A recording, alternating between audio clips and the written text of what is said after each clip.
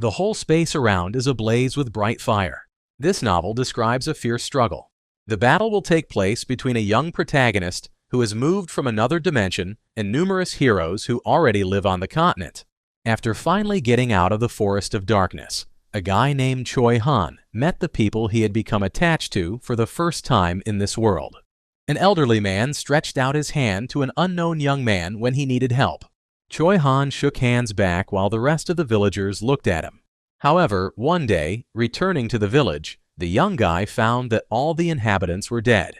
The young man dropped a basket of medicinal herbs on the ground because he could not believe it. The entire village of Harris, where Choi Han had found people he could call family and friends, had been brutally massacred by some secret group. For several minutes, the young guy stood in a stupor. The young man then looked at the elder who had once accepted him into the village. Choi Han felt his blood begin to boil inside with anger and despair. Thus, an innocent young man who possessed explosive power and lived for decades in the Forest of Darkness, unable to wound a person before, commits murder for the first time. With one sharp movement of his hand, Choi Han inflicted damage on one person from the group. The rest of the bandits began to desperately ask who the guy was. However, the young man did not listen to the members of the group at all, and in a fit of rage, killed each one by one. The bandit pointed his finger at the guy and ordered his subordinates to kill him immediately. The members of the group all rushed to attack Choi Han. However, the black-haired youth managed to get to the leader of the bandits and cut the man's chest with his sword. Then Choi Han jumped up to another member of the group and also mercilessly killed him.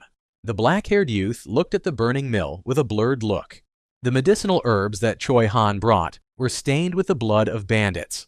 Then the black-haired guy dealt a fatal blow to the last of the group members. Lowering his sword down, Choi Han looked at the corpses of the villagers and bandits. The black-haired youth was breathing heavily and tried with all his might to restore his lost breath. Choi Han came to his senses only after killing all the people from the group. However, unable to extract even a grain of information from the corpses, the black-haired youth fell into deep despair. As the sun rose, the young guy began to bury the corpses of all the villagers. With each new grave, Choi Han promised that he would definitely kill everyone who had a hand in it. Tears flowed like hail from the eyes of the young black-haired guy. So, for the first time committing a murder, and for the first time knowing the bitterness of loss, Choi Han left the village. The black-haired youth headed to the central city of the territory of Hennitus, called Weston. It was in this place that Choi Han met Kale by the will of fate. However, the relationship between the young guys did not work out almost immediately. It was for this reason that Kale was beaten to a pulp by a black-haired guy. However, one day, Choi Han woke up and, looking at himself in the mirror, realized that he had become Kale Hennitus. It all started with the fact that the main character borrowed a book on his day off and simply fell asleep reading it. Choi Han carefully studied his reflection in the mirror and concluded that he was now reborn in Kale's body. At the moment of waking up, the main character was in the bathroom. In the first book of the novel, Kale Hennitus was one of those who played a cameo role. Steam from the hot water began to rise to the ceiling. The main character lay down in the bathroom and began to think that he had nothing to regret, since in his past life he was an orphan without money and without those who would love him. The guy was only Kim Rock-soo, who survived but could not afford to die. The main character opened his eyes and decided that he could not die. The guy didn't like death, he didn't like pain, so this world was a better place, even if Kale had to walk on shit. The red-haired guy touched his ribs on the left side and realized that there was no scar. Kale immediately concluded that he hadn't met Choi Han yet. The Count's bastard, Kale Hennitus, even before meeting Choi Han, got drunk in a bar and made a riot there because he didn't like drinking. In the process, Kale injured his side, which made the main character come to the conclusion that this guy is very funny. The red-haired youth stopped smiling and thought again. The main character did not know at all what happened to Kale afterwards. Although Choi Han met his ironic fate, overcame difficulties and became an exemplary hero, Kim Rock-soo, who accidentally became Kale, had a simple motto in life. The main character said that, firstly, he would not allow himself to be beaten by anyone. Kale got up from the bathtub and thought about just making the story go on without the part with his beating. Drops quickly flowed down the body of the red-haired guy. Kale grabbed the towel in his hands and thought that he would do it for the thin, long, and useless little pleasure of a quiet, peaceful life. Fortunately, the main character remembered the content of the entire first part of the novel. A young red-haired guy combed the hair on his head back. With a towel around his neck, Kale decided that he would try to implement his idea. The candles on the candelabra burned with a bright flame. There was a knock on the door, and a man's voice asked the young gentleman if he was in the bathroom now. Kale threw on his robe and told the man that he would be out soon. Drops slowly flowed down the body of the main character as he walked slowly towards the door.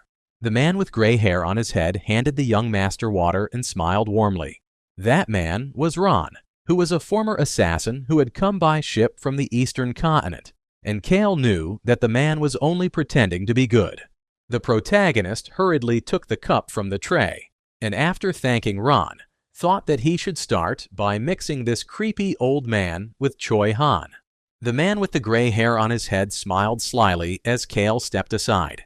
Tapping his fingers on the table, the main character thought that he needed strength for self-defense, since in this world it is teeming with strong people at every step. Kale knew that if he planned to live long and quietly on a continent where war was about to break out, he had to be at least a little strong. A servant came into the room and told the young master that he would help him dress now. The main character replied that this time he would dress in something simple, to which the servant did not object. After changing into a white shirt, the main character looked at himself in the mirror and thought that thanks to Kale's appearance and physique, everything fits him perfectly. Walking down the corridor following Ron, the main character heard every maid of the estate greeting him. The red-haired guy stopped as soon as he heard a frightened greeting from one of the maids.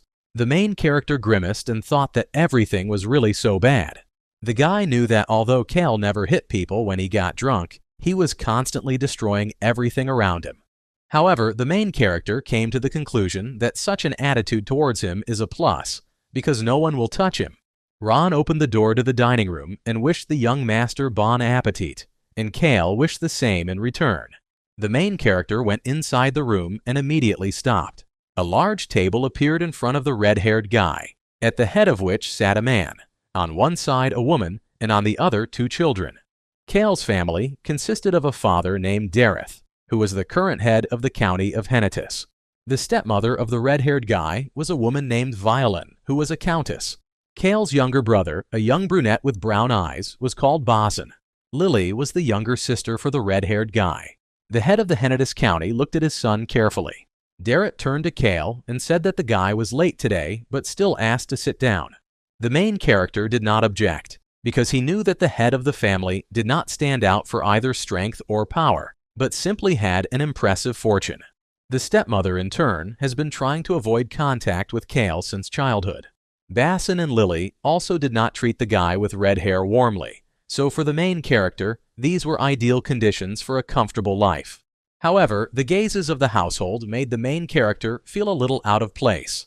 A young guy with red hair asked his close relatives if they wanted to say something to him, to which he immediately received a negative answer. The main character suggested that everyone, although they are used to it, is still uncomfortable with the household, so the guy decided to eat quickly and leave. Putting a piece of meat in his mouth, the red-haired guy smiled and concluded that it was the first time he had eaten such a delicious dish. Suddenly, a fork fell to the floor with a clink. Bosun couldn't believe that his eldest brother was smiling right now. The servant gave the young brunette a new cutlery, and the main character mentally asked what was wrong with this guy. A young guy with red hair took a glass of red liquid and assumed it was wine. The main character brought a glass of drink to his mouth, but did not drink. The head of the Hennetis County noticed how Kale put the full glass back on the table. Then the man noticed how his son continued to eat the dish. Dareth thought that his son would say that the food was disgusting, so he agreed in advance. But he was very surprised when Kale said that everything was delicious. The head of County Hennetis froze in surprise when the red-haired guy repeated that the dish was delicious today. The man hurriedly said that he was pleased to see the appetite with which his son ate. The main character realized that being considered a bastard is really best, because no one accuses him of lacking manners. The boy knew that he had better not bother Bosun, because it was better to live idly in a safe place, being the elder brother of a feudal lord, than to survive tensely, going to who knows where. However, if the main character fails to get closer to his brother, then it will be possible to go somewhere where there will be no war. The red-haired guy took a towel from the table and wiped his mouth. The head of County Genitus approached his son and asked Kale if he needed anything. The main character put his hands in front of him and thought. Suddenly, a guy with red hair had an epiphany and asked his father for money. Bosson and Lily looked at their older brother in bewilderment, who began to smile broadly when the man promised that he would give a lot of money. Kale smiled even wider when Darrett added that he would give as much money as he could. The main character froze in surprise because he did not expect that he would be given so much money. The guy with the red hair realized that this family didn't just have a lot of money, but they had an awful lot of it. The main character put the check in his back pocket and, deciding to change his original plan, called Ron. As soon as the man entered the room, the red-haired guy asked what day it was. Ron replied that today was the 29th of March, 781 in the Felice calendar. Hearing the exact date, the main character realized that it was better for him to hurry. Kale knew that Choi Han would soon come to Weston. It is for this reason that the main character decided to act immediately. A carriage drawn by 2 white horses was driving along a small street. In front of one of the establishments, the horses stopped. The main character carefully got out of the carriage. Then, the red-haired guy raised his head and looked at the establishment. It was a small tea room where people could recite poetry. The groom, who was standing humbly behind Kale, was very nervous because he didn't know what to do. The man was frightened when the red-haired guy turned around abruptly and asked the groom to step. The coachman asked in confusion that he really did not need to wait for the young master, to which the main character said that he would be in this institution for a long time. As soon as Kale stepped inside, he immediately noticed a small candlestick on the wall. Then, the guy with red hair looked at the people gathered in this institution. A man in round glasses was talking enthusiastically, but stopped abruptly when he turned his head. On the threshold, a visitor noticed a young gentleman he knew. Noticing a man with blonde hair and a small fur coat, the main character immediately assumed that this was the owner of the establishment. The blonde man, noticing the new visitor, closed the book and put it on the table. The owner of the institution was called Belos, and he was a rich, illegitimate child. The main character immediately mentally compared this man with a piggy bank. Without hesitation, the red-haired guy put the gold coins on the table. Kale said that he would be on the 3rd floor all day today, and asked to serve him any tea except sour. The main character asked if there were novels in this institution in addition to collections of poems, to which the owner of the institution happily replied that they have a lot of books with this genre. A guy with red hair asked Bylos to serve him the most interesting book and a cup of tea. Kale took out another coin and repeated that he planned to drink tea in the place all day. Belos said excitedly that even if the young master planned to spend the whole day in a cafe, 1,000,000 helens was too much. The main character raised his hand and said with a smirk that he already had too much money. The guy with red hair just made the decision that he would immediately try out a crazy waste of money. The main character was sitting on the 3rd floor of the institution and thoughtfully looking out of the window. Kale said quietly that Choi Han was definitely on his way to report what had happened to the feudal lord's residence. But in the early morning, the guards of the main entrance chased the black-haired guy away. At that moment, Choi Han first had a normal funeral of the village on his mind, and only then information about those whom he killed in a state of passion. One day, the real Kale began shouting at Choi Han that 1 glass of alcohol he was drinking was worth more than the lives of these insects combined. The black-haired youth listened attentively to the young master and said in a low voice that this was an interesting thought.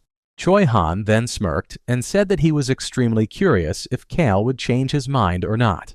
Then the black-haired guy grabbed the real Kale by the jaw and said that they would check it now. The main character emerged from his thoughts. The red-haired guy knew that this was the way it was initially, so he felt goosebumps run through his body. The main character thought about it and decided that he would forget about the content of the book. Hearing the noise outside the window, the red-eyed guy immediately shifted his gaze. On the street, the main character noticed Choi Han, who again came to the street guards. Kale noticed that the man in uniform held out his hand, and the guy immediately realized that the guards were asking for documents. Choi Han didn't say anything, but just turned his head to the side. The red-haired guy wasn't surprised that the black-haired guy didn't have any papers. As soon as Choi Han turned around, the main character concluded that the guy had been chased away. Kale knew that this young man had simply retreated, but Choi Han would wait for night to fall and then immediately jump over the wall and secretly sneak in. That's when the black-haired guy will face Kale, who is drunk to the insoles. The main character got up from his seat and went to the first floor. The owner of the establishment turned around in surprise when he heard the voice of the young master with red hair. The main character said that he would go out for a short time, but would return, asking that no one take his place. The red-haired guy then headed towards the exit. All the patrons of the establishment were watching Kale carefully. People shuddered as soon as the door closed with a bang. Visitors were stunned that Kale didn't break anything, but just walked out. The main character did not react in any way, although he heard the surprised voices of people. A young guy with red hair decided to get down to business. Kale knew that he needed to find the strength to defend himself quickly so that he could fight back against strong people. The young man knew that even if you are not going to get sick and die early, then you need to be strong enough even for this. The main character understood that otherwise something would definitely happen that would hurt. A young guy with red hair decided to take a walk down the street. Kale remembered the ancient power in the form of a disembodied magical shield. The attention of the main character was attracted by a fresh croissant. The guy stopped and decided that today he would lay the foundation for obtaining this indestructible shield. The shopkeeper exclaimed in surprise when he noticed Kale. The man excitedly greeted the young master, and the main character thought that he was not even surprised by this. The shopkeeper opened his mouth in surprise when Kale said he was taking bread. Then the young man with red hair raised his right hand. From the beginning, Kale pointed to the beginning of the table.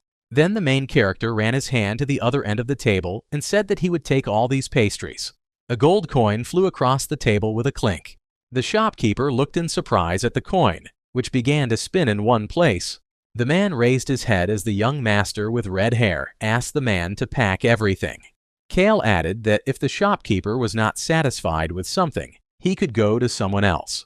The man excitedly exclaimed that he would do everything in 1 minute.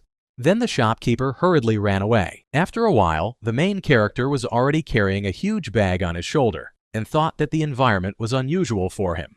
The guy with red hair clearly understood that this was clearly no longer Korea, but a real fantasy world. On one of the poles in one of the lanterns, a fire burned dimly. Noticing the reaction of the people, the main character realized that the real Kale regularly rampaged in the area. Suddenly, the young master with red hair grimaced in disgust. Stepping with expensive boots in the mud, the main character decided that it was better for him to deal with this matter as soon as possible. The guy with red hair did not even suspect that 2 children were now closely watching him. 2 guys with red and gray hair leaned out from around the corner. After a while, the main character climbed the mountain and stopped next to a stone building. Then, the young man with red hair lowered the bag to the ground with a dull thud. The main character wiped the sweat from his forehead. Next, the red-haired guy shifted his gaze to the side. The young man concluded that he had risen high and that, although it was bread, it was quite heavy in large quantities. The main character touched the door of the building and realized that it was very ancient. Then a young guy with red hair ran his fingers along the door. The main character was interested to find out how old this building is. The red-haired guy's attention was caught by a huge tree. The main character concluded that this tree is at least several hundred years old. Suddenly, the red-haired guy heard a child's voice behind him, asking him not to go any further. The main character noticed 2 guys who were shouting that this tree eats people. The guy knew the story about the tree eating people very well. Many said that those who hung themselves from this tree withered at night. The main character grinned because this was exactly what he needed. Once upon a time, there was a man who was in the service of God, but he was so obsessed with food that he was banished for the sin of gluttony. When the man died, a tree grew in the place where his body was, which absorbed the grievances and forces of that person. The main character untied the bag and took out bread from there. A young guy brought food to a huge hole, but behind his back there were screams of children who shouted that he should not do this. The main character covered his face in irritation and realized that he first needed to accompany the inquisitive guys. The red-haired guy got up from his seat and walked over to the 2 guys. 2 children with red and gray hair repeated again that this tree eats people. The main character threw several small bags of bread to the children and asked them to leave. The child with red hair began to take bread with delight, and the child with gray hair repeated again that this tree eats people. The main character asked the children if they knew a bastard named Kale. Brother and sister immediately began to get nervous, and one told the other that it was time for them to go. A child with gray hair turned around and told the main character that he was not allowed to die. The main character grimaced in irritation at these words of the boy. The red-haired guy stood in front of the tree again to start over. The main character took the bread in his hands and began to slowly lower it into a deep hole. Then, in just a couple of seconds, the bakery product disappeared. Kale breathed a sigh of relief, for he felt as if the tree would suck in his hand along with the bread. The protagonist smirked because he knew that the shield was the remnant of the power of the person who had starved to death. A guy with red hair could trust such traditional things. The main character read that the hole must be fed until the darkness disappears. This darkness is the embodiment of resentment, and it was written in the book that when the darkness is dispelled, light will appear. The main character began to pour all the bread into the pit because he knew that if he saw this light, the indestructible shield would become his. Kale guessed that about 10 more of these sacks of bread should be enough for him. A young guy with red hair looked warily into the pit. It looked creepy, so the main character wondered how strong the man's resentment was. Kale looked at the oak tree and decided that he would come to this place tomorrow. 2 children with red and gray hair were eating bread with a huge appetite. As he walked past the little siblings, Kale knew that they would be too afraid to go near the tree. However, it will not be pleasant if a brother and sister stick their heads into the hole and are eaten. 2 children looked at the main character in surprise. The guy with red hair said that if they wanted to eat bread tomorrow, they should keep quiet. As soon as it got dark, the main character came down from the 3rd floor, and the owner of the establishment asked if the young master was leaving, to which he immediately received a positive answer. Before leaving, Kale said that the tea was great and the book was interesting, even though he hadn't had time to read half of it. The main character asked the owner of the institution not to let others read the book, saying that he himself wanted to finish reading it. The blond man with a smile on his face promised that he would put this book aside especially for the young master. As soon as the protagonist stepped on the doorstep, the owner of the establishment shouted that he would be looking forward to Kale again. After some time, a guy with red hair arrived at the tavern.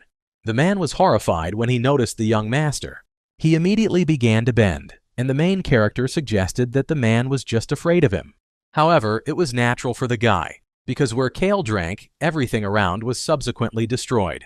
The main character threw a gold coin to a man and asked for a bottle of ordinary and fried chicken breast without salt. The man wondered if the young master would not sit down.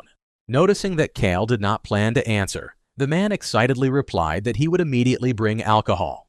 With the arrival of the young master, there was silence in the tavern. The main character concluded that the local robbers and parasites try not to look at him. This was atypical because usually noble bastards are associated with bandits and mercenaries. However, the real Kale despised such people, as they were parasites to him. A minute later, the man returned and handed the main character his order. The red-haired guy concluded that since this was Kale's regular drink, then it was most likely a bottle of the most expensive alcohol. Going outside, the main character unscrewed the cork, and the contents of the bottle spilled a little. Then the guy with red hair brought a bottle of alcohol to his lips and began to drink. Next, the main character wiped his mouth with the back of his hand. The red-haired guy immediately felt everything burning inside him. The main character knew that he had to walk along the wall, at a distance of about 100 steps from the entrance. After walking the required number of steps, the guy stopped. The main character realized that his assumption was correct. The moment Choi Han jumped over the wall, at the place of his landing, the young man noticed a kitten carefully licking the fur of another. In order not to fall on the kittens, Choi Han dodged in flight, which subsequently dislocated his ankle. The main character looked to the side and found a black-haired guy not far from him. The red-haired guy concluded that this black-haired youth was indeed a good man. As soon as Choi Han looked at Kale, the guy felt that he was shivering. The main character was glad that he had drunk alcohol beforehand. The guy decided to try and make a good impression, so he turned to the kittens with the words that they looked hungry.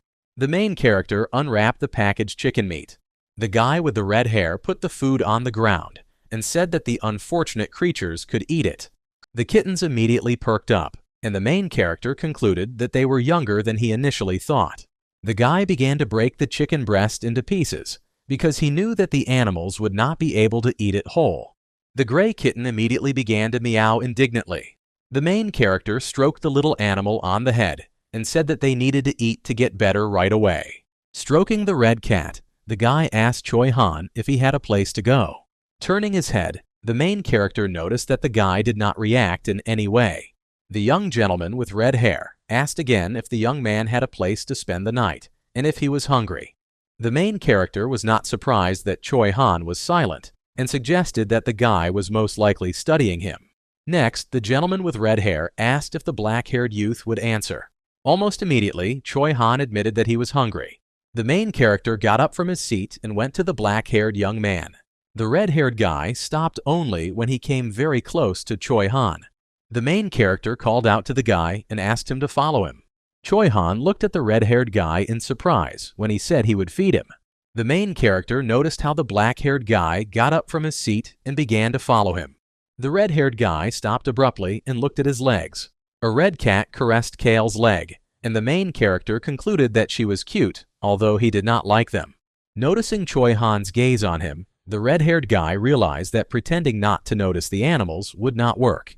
The main character sat down and told the two cats that he already had to go home. As soon as the red-haired guy stroked the little animals' heads, they immediately ran away.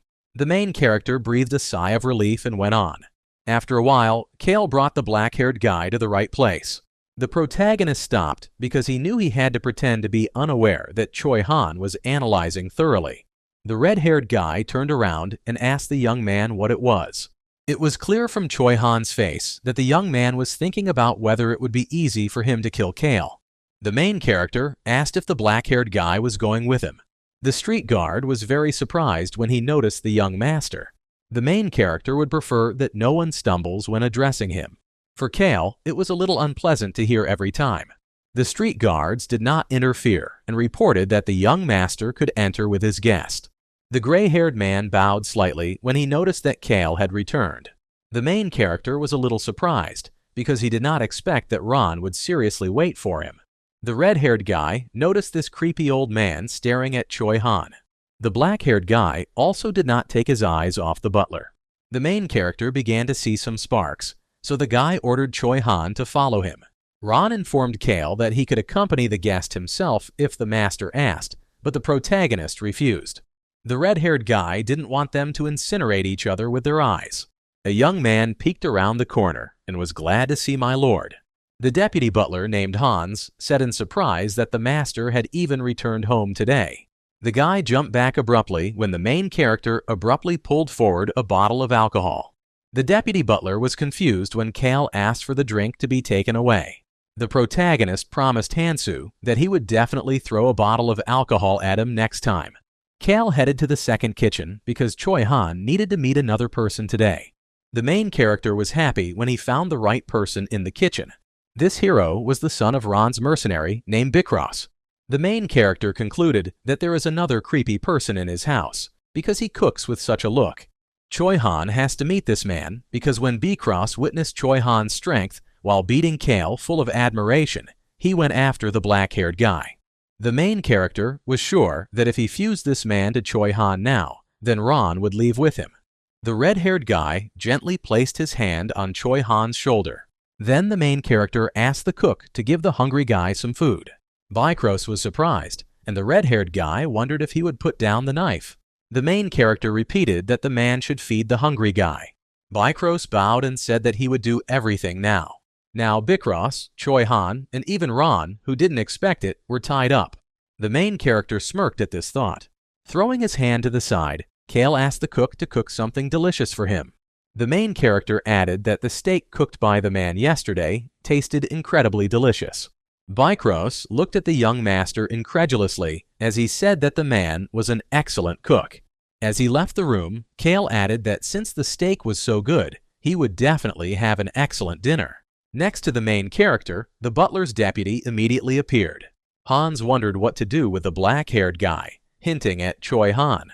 Kale replied that the young man was his guest, so he should be treated accordingly, and he thought that the important business for the day was over.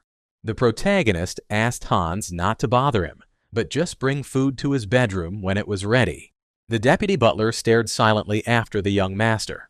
After a while, Hans reported to the head of the county of Hennetis that Kale had visited a tea house run by Flynn's illegitimate son, and had brought home a young man whose identity could not be established. Derrit was surprised that, unlike as is usually the case, his son drank within reason. Hans asked if he should assign someone to Kale, but the man replied that he shouldn't. The head of the county, Genitus, asked the employee to continue to monitor his son and report to him on everything. The deputy butler bowed and promised that he would do everything. Derrit said no more. Instead, the head of the family thought that Kale had changed a lot lately. For the man, the son's behavior was not the same as usual. Of course, Kale didn't suddenly become smart or strong. However, the behavior of the guy with red hair has changed recently. The county governor asked Hans to get information about Flynn's illegitimate son. The deputy butler bowed and said that he would do everything. Derrit walked to the window and thought that it wasn't just Kale who had changed. The man understood that the situation on the continent had also been turbulent lately. The county of Genitus lived quietly, gradually expanding and increasing wealth. The head of the county turned around and decided that he now needed to strengthen the city walls. With all his gut, the main character felt discomfort. Kale's stomach was not well, and the sight of the old man who brought lemonade instead of water from the very morning made the main character even more sick. The butler, with a sly smile on his face, said that the young master was very fast asleep, so the man did not wake him up. The main character looked at Ron in bewilderment and asked if he was hurt. The butler asked if the young master was worried, to which Kale replied that he was just annoyed by the bandage. Ron, with a sly smile on his face, said it was nothing. A man with gray hair on his head explained that a small kitten released its claws and scratched. The main character brought the cup to his lips and then returned it back to the butler. Kale said he was leaving, so he would take care of the rest outside. The main character took hold of the doorknob when Ron gave a voice. The butler asked how the young gentleman liked lemonade. The main character arched an eyebrow in surprise and replied that it was very tasty. The guy with red hair did not understand what it was and assumed that the man was just in a bad mood. The main character abruptly froze in one place. A black-haired guy stood in front of Kale and looked at him in surprise. The main character hurriedly returned to his room and closed the door. The red-haired guy grabbed his heart with one hand and called out to Ron. The butler confessed that he did not think that the young master would be frightened that yesterday's guest was waiting for him outside the door. Ron explained that he had asked the guest to wait for the room allocated to him, but he said that he needed to meet with Kale. The protagonist was sure that the butler could have told him, but deliberately did not do so. Kale opened the door and asked Choi Han what was the matter, surprised that this guy wasn't doing anything but just standing there. The black-haired youth was silent for a few seconds, and then quietly said something about food. The main character arched an eyebrow in surprise and asked what the guy meant. The black-haired young man gathered his courage and promised that he would definitely work off the food. The protagonist couldn't figure out if he really looked like a madman to use Choi Han as a workforce. The black-haired guy clenched his hands into fists and admitted that he had a request. The main character was sure that this concerned the village of Horus, so he said that the guy did not need to ask anything from him. Kale said that the guest can contact Hans, who is a capable deputy butler. The main character put his hand on Ron's shoulder and told him that he was also a capable person. Kale said that Ron would definitely be able to listen to the black-haired guy. Choi Han looked at the red-haired guy in bewilderment as he asked the butler to do everything in his power to help the guest. The black-haired guy said incredulously that the young master did not know him at all. Kale replied that he was just helping a man who was worse off than he was, and that he didn't need a reason for that. The main character added that he does not think that the guest will ask for something impossible, and if the request turns out to be personal, then Hans will rightly refuse. Kale turned around because he had a lot of places to throw money around today and left. Suddenly, the protagonist heard Choi Han's voice behind him. Kale turned around a little when the black-haired guy said that he would definitely carry out the master's errand. The main character did not care whether Choi Han complied with his request or not. The butler was interested in one curious point. Ron knew that this intrepid puppy Kale hated sour, but he drank it anyway. The man with the gray hair on his head smirked because he realized that the fearless puppy was afraid. The butler assumed that the guy with the red hair knew something. Ron looked at the black-haired boy as he called out to him. Choi Han asked the man to take him away in a demanding voice. The butler knew that this young man, who stinked of human blood, was just pretending to be innocent. The man with gray hair on his head smirked and said that he would take the young man away now. The butler headed down the corridor and asked the guests to follow him. The black-haired guy looked at the main character for a while and then went after the man. Thus, the two guys went to different sides. The main character stopped next to a huge tree again, holding a full sack on his shoulder. The guy with the red hair began to pour all the bread out of the bag. The main character heard a creepy voice from the hole asking for more bread. It was the same voice of the young girl that the young guy had read about. The main character did not know why Darrett ordered to come to his office in the evening, which is why he had to leave before dark. Kale realized that he would have to run more than he had originally expected. Today, the main character planned to throw half of what was needed. A young guy noticed two children chewing bread. The main character did not dwell on this and went about his business. Kale had already emptied yesterday's bakery, so the guy knew that it would take a long time to prepare so much bread. The main character realized that he needed to find another place, but the guy was suddenly called out. The young woman informed the young master that they had a lot of bread. The main character threw a gold coin to the woman and asked. The saleswoman looked at the money enthusiastically. The woman asked the young master to wait a few seconds. After a while, the saleswoman returned and placed a huge sack of bread next to Kale. Another merchant, seeing this scene, exclaimed that they could bake even more bread. The main character gave the man a gold coin and said that next time he would make a purchase from him. All this time, a man was watching the young master from around the corner. Bykros wondered what this guy was doing in general. The cook was sure that the young master had simply gone mad. Even when his father had said that Kale was amusing, Bykros didn't care about the guy, but now his mind was beginning to change.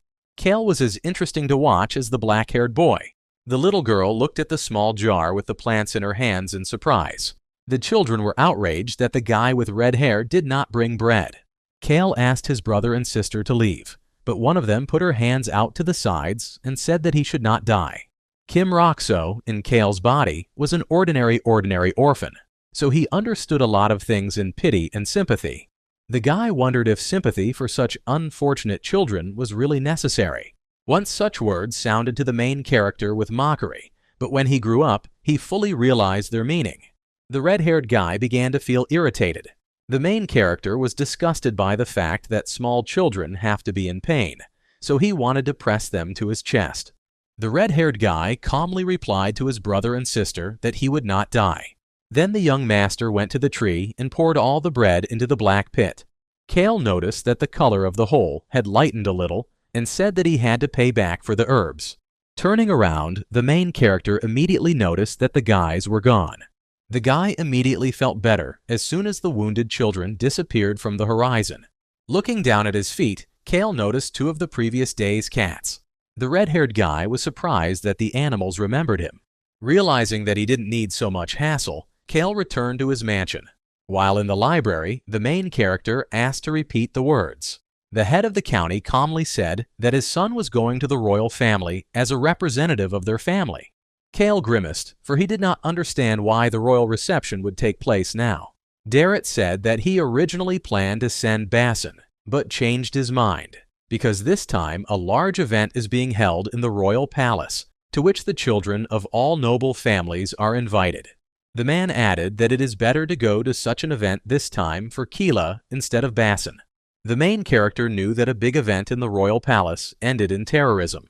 In a place where a large number of residents of the capital gathered, a secret group organized a terrorist act, and Choi Han prevented the implementation of the plan.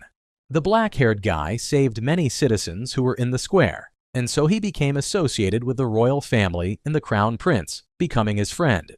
Goosebumps ran down the body of the main character, because he did not understand why they wanted to send him there. The red-haired guy then shifted his gaze to his younger brother. The main character was thinking about whether to tell Basson to personally attend such an event. Kale didn't understand why they would send a bastard like him to the king's capital. In 5 days, the red-haired guy was supposed to receive a blow from Choi Han, so he was recovering in the county. The county count said that Kale just needed to remember the times when the guy attended these events before his brother. The main character asked his father to give him some time to think and make a decision. The head of the family agreed and said that his sons could go. The protagonist stopped when Fable called out to him. The brunette, looking away, said that Kale had every right to go. However, the red-haired guy knew he couldn't go. Kale had been ousted from his place as heir to the family since the year before last, when his brother began to function as heir. The main character understood that this was not the best situation, but another problem was that it was for the sake of the future that Kale should have taken the risk, because then he would no longer be in mortal danger. The main character really did not want Fablin to die without becoming a feudal lord. Hans came up to the young master and wanted to talk about his guest's request today, but Kale interrupted him. The deputy butler was confused when the guy with red hair asked to call a guest. Judging by the expression on Hans's face, Kale understood that Choi Han's case had been resolved well to some extent. The main character told the deputy butler, in case of Choi Han's refusal, to remind the guy of the debt. Kale asked the black-haired guy to be told that he had a chance to work off the food. The main character noted that Ron with Burkus and Choi Han really found a common language. The black-haired guy decided to get straight to the point and asked how exactly he could work off the food. The main character knew that since he was going to the capital, it could entail even greater changes. Kale handed the guy a sheet of paper and said that he needed to make sure he could do it first. The main character said that it would be like an interview. Choi Han said that the young master could ask, to which Kale asked if the guy knew how to protect people. The black-haired guy asked what exactly the gentleman meant. The main character thought that although he changed the plan in a hurry, it would be even better this way. Kale asked again if Choi Han could protect people instead of killing them. Silence immediately hung in the huge room. The black-haired guy began to think about his answer. Then Choi Han honestly admitted that he did not know. The main character noticed that the guy clenched his fists and thought that he was still unstable now.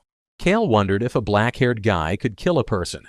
Choi Han, without hesitation, gave a positive answer, to which the main character replied that in this case, the guy will be able to protect a person.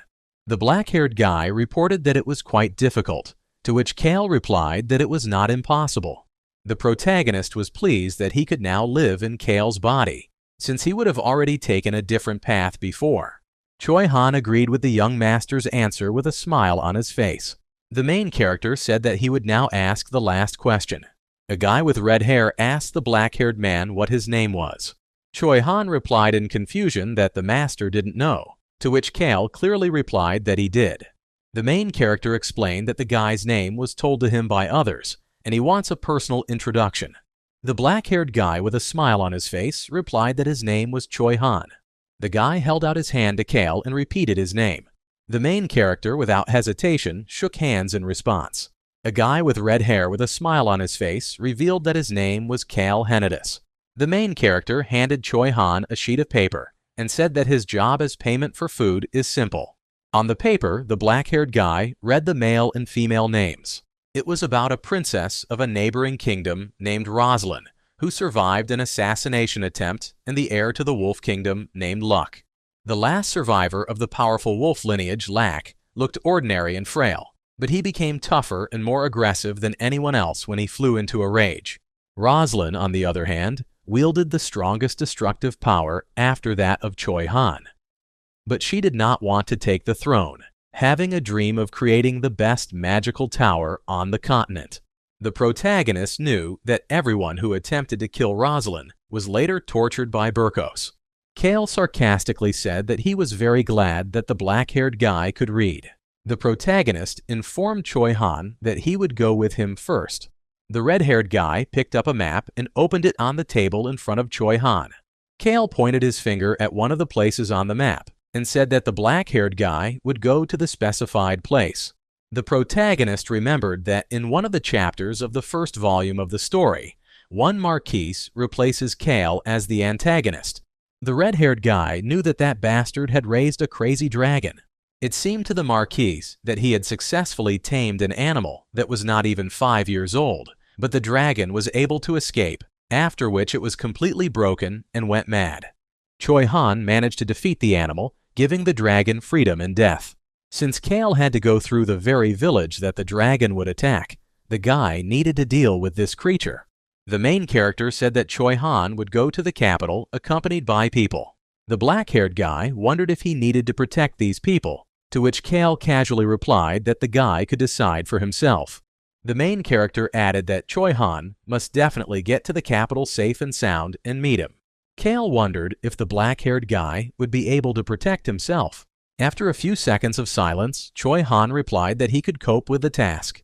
Only now did the main character realize that it would be better for him to drink something for courage before talking to the guy. The red-haired guy waved his hand and announced that Choi Han was free. In the end, Kale informed the guy that everything they talked about should remain a secret. Choi Han smirked and replied that he understood. A deep starry night fell outside. The main character came to his father and said that he needed money, and the head of the family did not object. Darrett said that Kale could ask the treasurer for money. Then, the head of the family handed his son a check with his signature. The main character was lying on his bed and thinking about how money is the best thing in the world. The butler brought the young master tea with honey and lemon and told him that his son had brewed the drink especially for Kale. Ron smiled and said goodnight, reminding him that he was always there. As soon as the butler left, the main character frowned. Kale jumped out of bed and realized that this old man had chased away all his sleep. The red-haired guy concluded that he needed to fuse Ron to Choi Han as soon as possible. The main character walked slowly in the street. Kale felt as if he had watched a bone-chilling horror movie in the morning. The boy remembered how in the morning, Ron had told him that on the way to the capital, he would hunt rabbits for the young master. The butler said that since the rabbit can escape at any time, it must be carefully watched and killed at the right moment. Emerging from his thoughts, the main character again felt uncomfortable.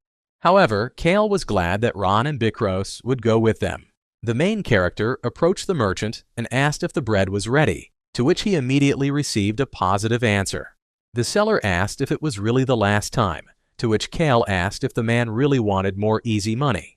The guy with the red hair grinned when the man replied that he really wanted to.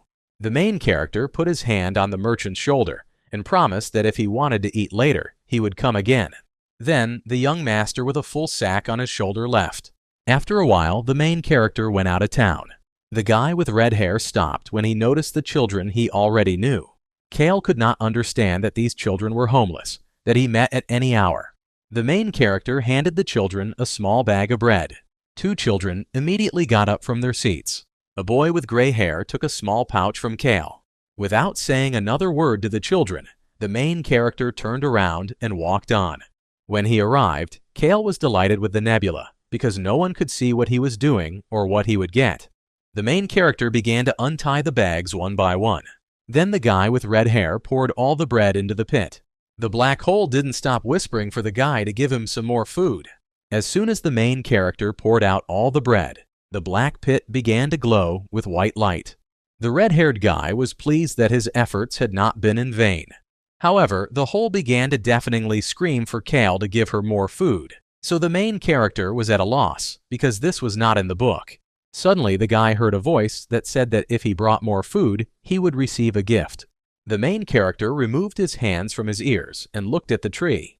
Then the red-haired guy poured all the remaining bread into the pit. Nothing happened for a few seconds. The main character was confused because he did not understand whether something would happen now or not. Then the pit began to glow with a white light and said that it was very tasty. The voice said that the taste was very delicate, and the third bag was especially good. From the pit came a woman's words that in her time there was not even such a word as bread. The whole began to say something else, and the main character realized that he would not wait for power at such a pace.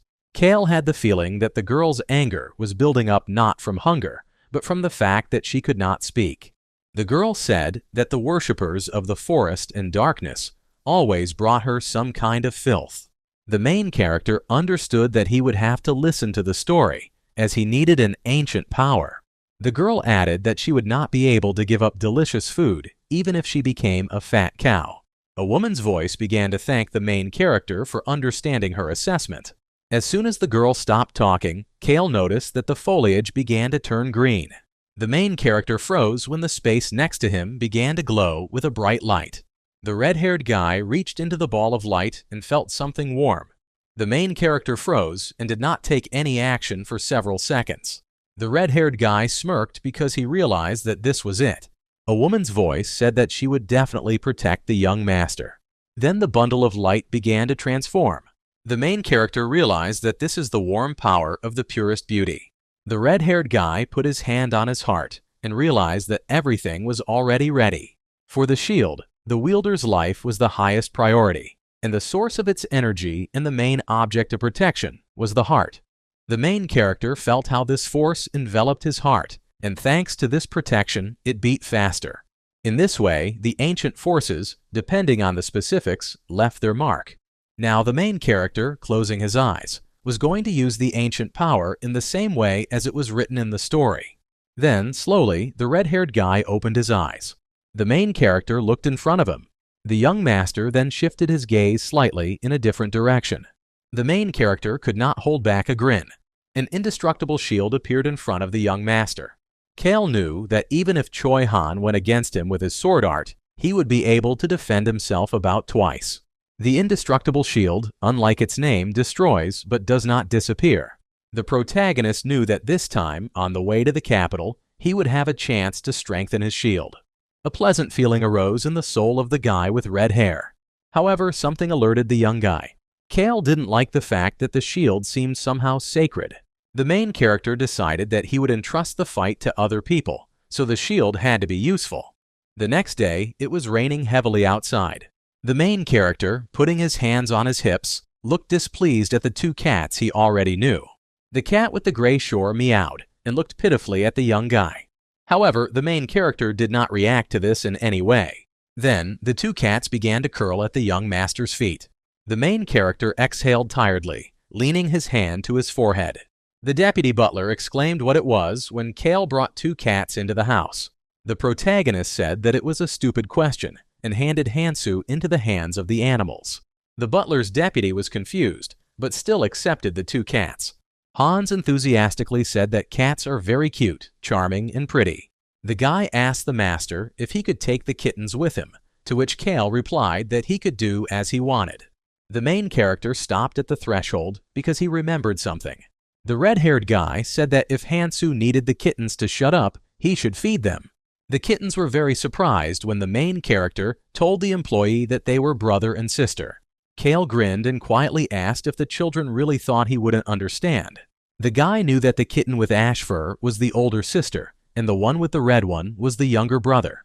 The main character smiled suspiciously and informed the kittens that they would discuss it later. Hans asked if this was what the gentleman was saying to him, to which he immediately received a negative answer. Taking off his jacket, the main character also asked the deputy butler where Ron was now. Hans replied that the young master himself had said that he would be accompanied by Choi Han, who was guarding him until the halfway point to the capital. The deputy butler added that as soon as Ron found out about this, he went with his son and the black-haired guy to buy things. The main character smiled because he realized that apparently the guys get along well. However, the smile on Kale's face disappeared as soon as Hans said that they were all very excited to accompany the young master. The main character decided to go to a familiar institution. Kale asked Belos if there were no visitors at all because of the rain. The main character recalled that he promised that he would return, and the owner of the institution offered the gentleman to make tea and give him the book that he read last time. Kale did not refuse and, going up to the third floor, asked the man to serve him 3 more cups of tea. The main character slowly began to climb the wooden stairs. Thus, the young guy went up to the floor he needed. The main character clattered in displeasure, and Belos, standing with a cup in his hand, asked if the rain had really intensified. Then, the owner of the establishment put a cup of tea on the table. In the plan of the main character, Choi Han, Bykros, Ron, and the last Belos took part. In the first half of the book, the blonde man did not have an important role, but soon enough he will swear allegiance to Choi Han and show his real ambitions. The main character knew that this man was quite greedy from the beginning. Kale deduced that this was a tiresome type of person, although this trait made Belos more human. The main character was alerted when the owner of the establishment said that he had heard that my lord was going to the capital. Kale casually asked what was wrong with it, to which Belos replied that he would also go there right after the master. The owner of the establishment said that the young gentleman had changed a lot and now did not live up to his nickname at all. The main character calmly asked if the man meant the nickname of the bastard. After receiving a positive answer, Kale wondered if he should break the chair in Belos's establishment. However, instead, the main character with a sly smile on his face said that a man cannot call his father father. Belos looked at the young master in bewilderment. The rain outside began to pour even harder. The main character wondered if Belos planned to remain an illegitimate child. With a sly smile on his face, Kale asked if the owner of the establishment was satisfied with his current situation. The blond man replied that of course he was not satisfied with this. The main character said that he has been behaving like a bastard for about 10 years, and he started at the age of 8. Kale told Belos that after 10 years, it was quite possible to give up his usual way of life. The main character added that you can't stay a bastard forever. The young guy sneered slyly and asked if the man was not the same. The blond man tried to hold back his laughter. However, Belos did not succeed, and he began to laugh heartily. As soon as the owner of the establishment calmed down, he looked at Kale and said that he was really fed up with everything. Choi Han and Ron entered the establishment. Belos got up from his seat and said that he and the young master would see each other in the capital. The main character casually waved his hand and said that it was unnecessary. The young guy would not like to meet Belos in the capital because there he needs to contact Choi Han. As he walked past Ron and the black-haired boy, the owner of the establishment looked at them suspiciously. As soon as Belos passed by the guys, the main character was happy. The main character knew that according to the content of the book, Choi Han and Belos once briefly bumped into the capital. Kale turned to Ron, saying that he knew the man was coming, but Han said that Bekros was still leaving with the butler.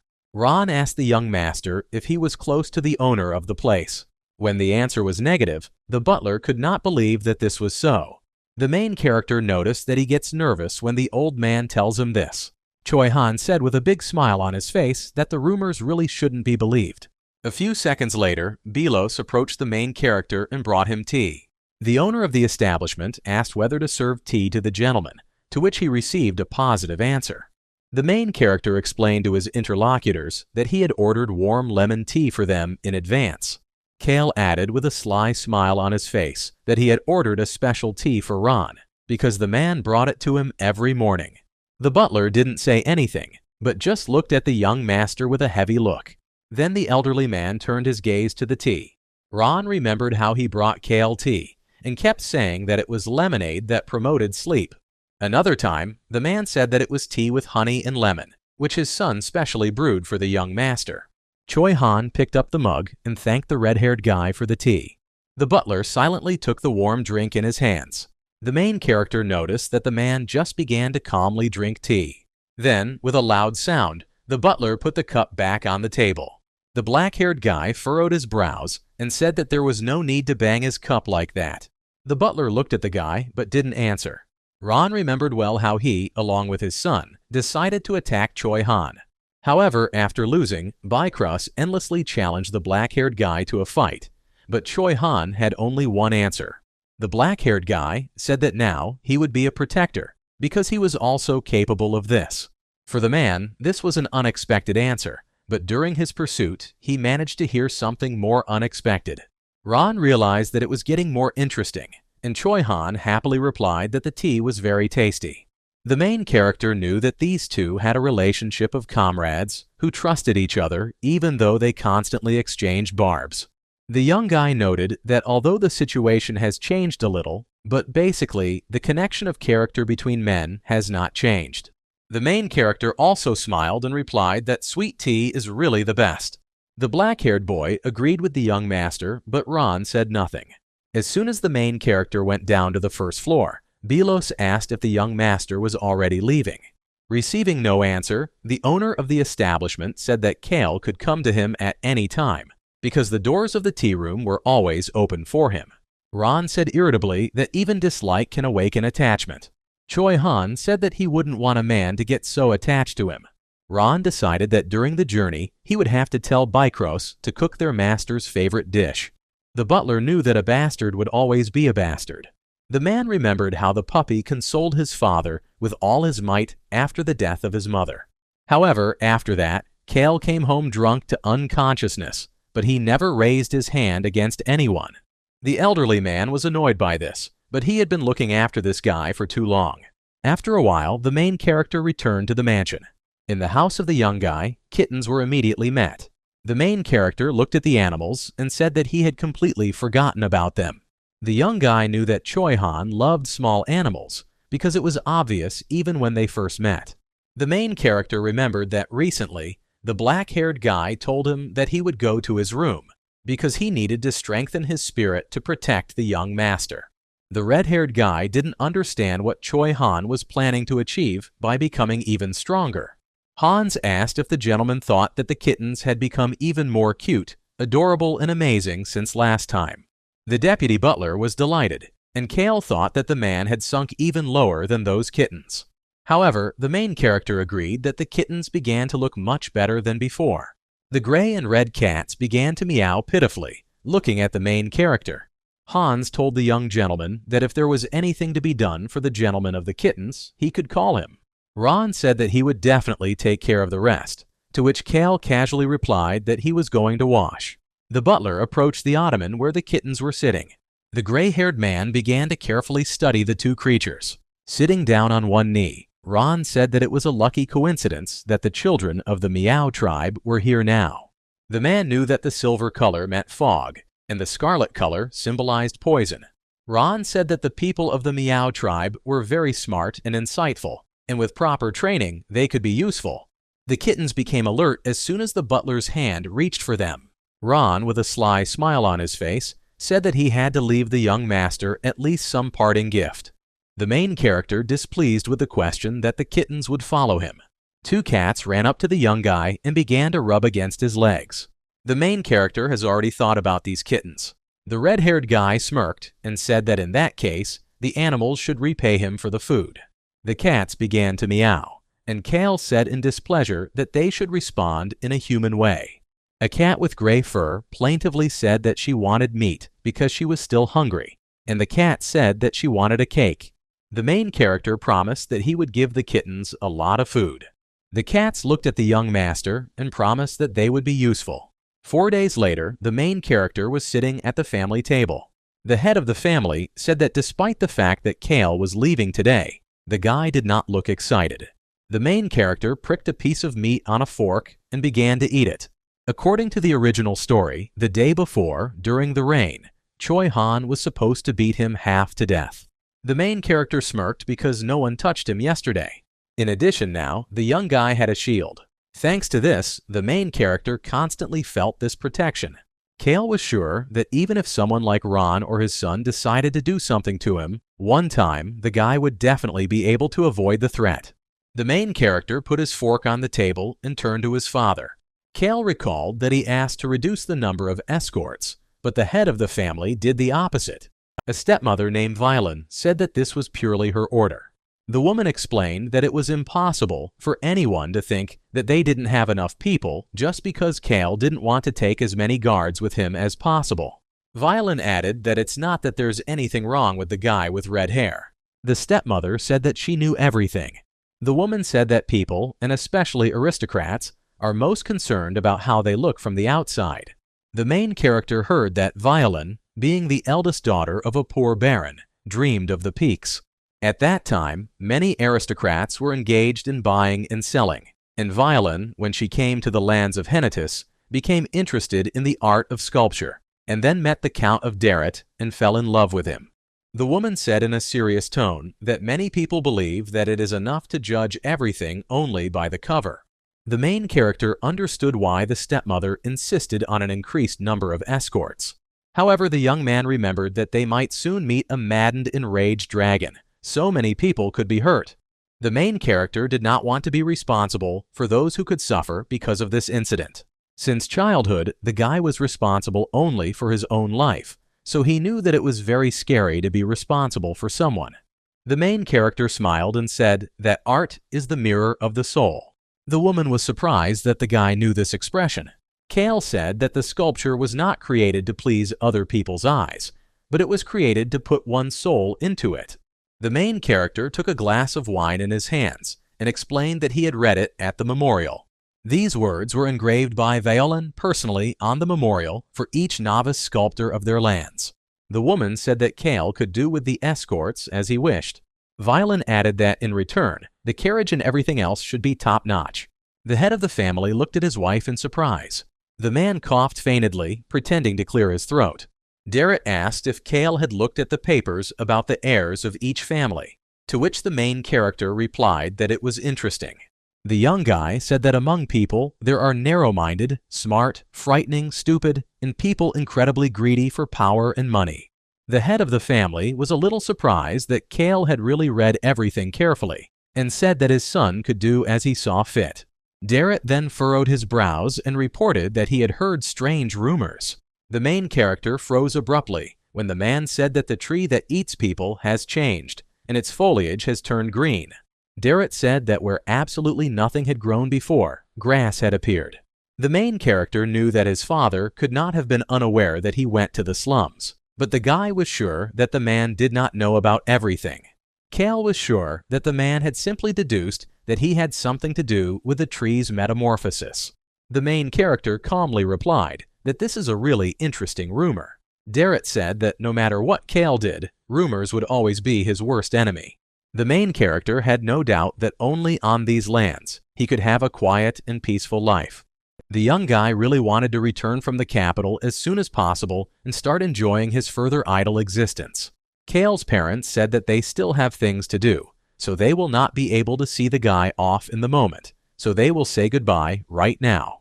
Basson and Lily looked at their older brother carefully. The main character looked at the children and asked what they wanted. The brunette bowed his head, and Lily just shifted her gaze. Then the girl lifted her head and wished Kale a good trip. Lily was surprised when her older brother asked the girl to take care of herself too. Kayla's younger sister blushed and said in confusion that she would do so. For some time, the main character stood with his brother and his sister. Then the young lad gathered himself and began to descend the stairs to the carriage. Before opening the door of the carriage, the main character froze for a while. Then Kale asked a little confused what it was. In his carriage, the main character noticed Hans and two cats. The main character wondered how it happened that the place of these children is better than him. Hans enthusiastically asked that kittens shouldn't be comfortable because they are small and delicate. Kale was sure that if the deputy butler knew that these children could create mist and emit poison, they would not behave like this. The butler informed the young gentleman that he would sit with the coachman. The main character began to climb the steps to get into the carriage, but stopped when he was called out. A guy with red hair asked what the black-haired young man wanted from him. Choi Han asked if he shouldn't ride in the same carriage for safety reasons, to which Kale replied that it was not necessary. The black-haired guy did not object and immediately agreed. The main character noticed that until now, Choi Han's gaze was full of rage and desire for revenge. However, the guy no longer looked broken and doomed. The black-haired youth's condition now was more like that in which he kept a grudge in his soul, but outwardly calmed down. Kale noticed the man in uniform mockingly telling Choi Han that the guy didn't belong here. The main character was sure that at this rate, the black-haired guy would quickly realize his delusion. Then, the same man in uniform walked up to Kale and asked with a smile if they were already leaving. The man was surprised when the young gentleman abruptly closed the door in front of him and said that they had to start immediately. The horses carried Kale's carriage through the thicket of the forest. The animals even had to walk across the bridge to cross the river. The protagonist wondered if he should order Hansu to take care of these gifts. While still at home, Kale asked his brother and sister if they could bring anything from the capital. Noticing Lily's enthusiastic look, the main character was convinced that the girl wanted a gift for herself. The main character was slightly surprised when his sister asked him for a sword. Without waiting for an answer, Lily repeated that she wanted to get the sword. The main character understood that this was a strange gift for a 7-year-old girl. Bosson explained to his brother that Lily had been dreaming of mastering the art of the sword lately. The main character looked at his sister and thought that the girl, with proper dedication, could well become a gifted swordswoman. Kale promised that he would buy Lily the most expensive sword. The girl immediately beamed with joy and thanked her brother. The main character asked Basson if he could bring him anything, to which the brunette replied that he wanted a fountain pen. The carriage was rushing through the forest at full speed. However, as soon as the carriage stopped, the main character asked what had happened. Through the window, the young guy noticed a crowd of bandits. One of the scoundrels said that if the gentleman wanted to go farther, they had to pay everything they had. The main character wondered if the bandits did not see the coat of arms of his house. The cats began to say that these scoundrels were real fools. Ron informed the young master that they would rest for a while and move on, adding that there were many rabbits in the area. The protagonist frowned when the butler said that these rabbits were different from the ones he was going to catch for the master. The guy with the red hair realized that the robbers here are far from the most terrible people. The main character coughed a little in order to clear his throat. The young man then looked up at the blue sky. The main character said that people had half a day for everything, because he knew that after another quarter of a day, they would get to the village with a black dragon. After a while, it began to get evening outside. The main character clenched his hands into fists, so the main dish of tonight was rabbit meat soup. The young guy guessed that it was not Ron who went hunting. Kale was sure that it was Choi Han who had brought the rabbit. Cats began to spin at the feet of the main character and say that if the guy does not like the food, then he can give it to them. Hans went up to the kittens and told them that he had brought them beef jerky. The main character shifted his gaze to the side while the deputy butler was still saying something. Kale looked at Choi Han, who was calmly eating his food, and the soldiers who were not far from him. The main character knew perfectly well that his escorts had to face dozens of mountain robbers today. The most capable of all the soldiers was Choi Han. The black-haired guy was able to cope with all the mountain robbers with ease. A soldier in uniform knocked on the door of the young master and told him that it was all over. A black-haired guy came up from behind him and said that it was easy. Approaching the soldier closer, Choi Han added that it was like snapping his fingers for him. The main character smirked because he knew that there was no one who could ignore the black-haired guy forever. Kale emerged from his memory when Ron approached him and asked him if the master ate so little because he had no appetite. The main character answered in the negative, and he thought that the butler just liked to scare him. In fact, the young guy would have eaten everything if the gray-haired man hadn't dragged the rabbit. Choi Han looked at the master carefully as he said something. Then, with a serious tone, the black-haired guy turned to Kale. For a few seconds, there was silence in the air. Then the main character asked in confusion why the black-haired guy was staring at him. Choi Han asked the young master if this was his first fight. The main character, without much interest, asked if the young man was talking about today's meeting with mountain robbers, to which he immediately received a positive answer. The guy with red hair honestly admitted that it was the first time for him. Kale added that he had never seen so many mountain robbers before. Choi Han concluded that it was the first time that the young master had to find himself in a life-threatening situation. The main character grinned nervously because the black-haired guy had no idea how many nerve cells were killed because of him. The young guy looked at Ron and his son and mentally added to himself that it wasn't just Choi Han who was making him nervous. The main character was stressed by an old man who laughed at the sight of a captured rabbit. Kale was also wary of Bykros, who was sharpening a knife next to his father. In such an environment, the main character was terrified every second. The young guy with red hair felt his appetite disappear again. A black-haired guy walked up to the young master. Choi Han informed Kale that the first time is always hard. The black-haired guy asked if the master was practicing martial arts, to which Kale replied that he had nothing to do. Choi Han asked that shouldn't the master learn self-defense. The main character replied without much interest that the guy did not have to worry. Kale asked if Choi Han couldn't see all these guards. Then the main character hit himself with his fist on the heart. The young guy added with a smile that he trusted his heart, so he would definitely not die. However, Kale knew that he had better avoid monsters like Choi Han anyway. The main character stopped paying attention to the fact that he did not finish his dish. The black-haired guy looked at his master in surprise. The main character noticed two cats that approached him and disgruntled asked what they needed again. The black-haired guy turned around and informed the young master that he was going to train. Choi Han gripped his sword tightly and added that he needed to become even stronger. The main character was sure that if the black-haired guy became even stronger, then one day the whole planet would be blown to hell. Bykros brought the young gentleman a new dish and asked him to eat well. The main character accepted the plate and thanked the man. The red-haired guy saw Ron approach him. The butler said that when there is no appetite, it is best to drink something sour, like lemonade.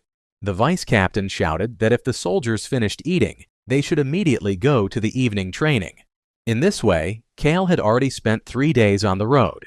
The main character knew that in 3 days, the dragon should have a mana explosion.